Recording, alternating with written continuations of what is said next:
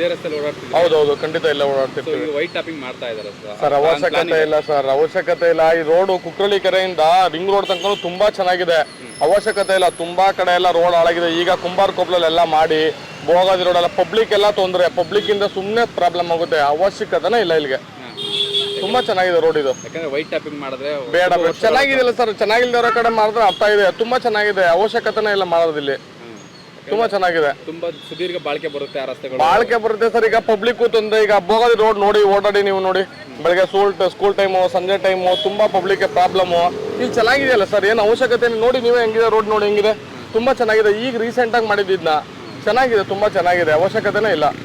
ಯಾಕಂದ್ರೆ ಸಾವಿರಾರು ಕೋಟಿ ಇನ್ವೆಸ್ಟ್ ಮಾಡಿ ಸರ್ ಸುಮ್ಮನೆ ಗೌರ್ಮೆಂಟ್ಗೂ ಲಾಸು, ಪ್ರಾಬ್ಲಮ್ಮು.